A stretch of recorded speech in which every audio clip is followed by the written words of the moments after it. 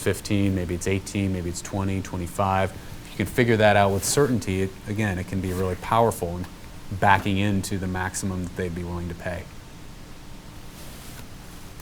All right. Now, if we add in the transaction debt, that is our total debt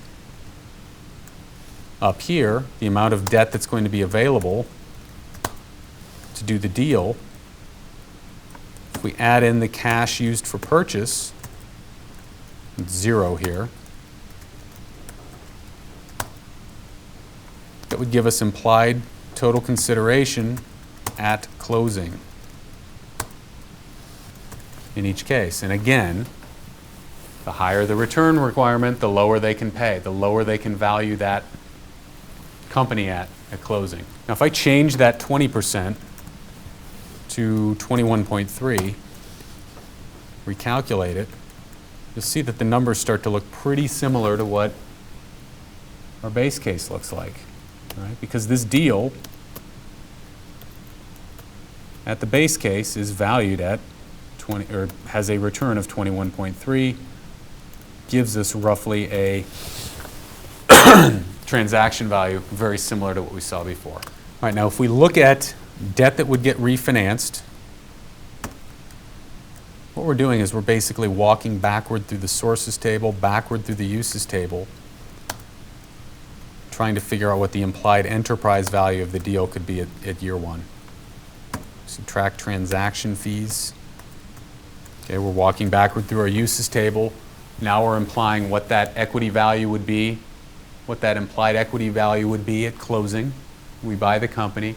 And now if we just add back debt and take out cash on the balance sheet, it'll give us the implied enterprise value.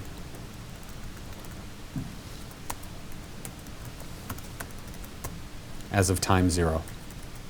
This analysis is a little, doesn't always make a whole lot of sense the first time you see it. This is something you're probably going to have to look at a few times and kind of analyze and get comfortable with. Right? It's a very sort of an iterative type of approach to get back to what that initial enterprise value can be. Right, but if we get back to that point, we've basically walked all the way back. If we look at that relative to EBITDA in year one, it can give us a sense for what those implied EBITDA multiples can be. So what this is telling us is that a buyer with a 25% required rate of return, this is the maximum they're going to be willing to pay at time 0. So if we have a sense of what those buyers' required rates of return are, if we have a sense for what type of capital is available in the marketplace for deals like this, and if we have a good sense for what that exit can be on the back end, we can know who we can push and how far we can push them in negotiations. And ideally, we know this with a lot more certainty for each individual private equity buyer we might be talking to. Okay, well, we can also do this. Again, we can do this on a downside case. And obviously on a downside case, if the exit value is worth less, if there's less cash at the end, they're probably going to be willing to pay less for it in the beginning. So these valuations tend to be lower. The valuation for the 15% PE firm is going to be lower in a 5.5 times exit than it will be in a 6 times exit. All right, so each corresponding value would be lower. And the opposite would hold true for our upside case. So if we take this, if we assume we can exit at 6.5 times instead,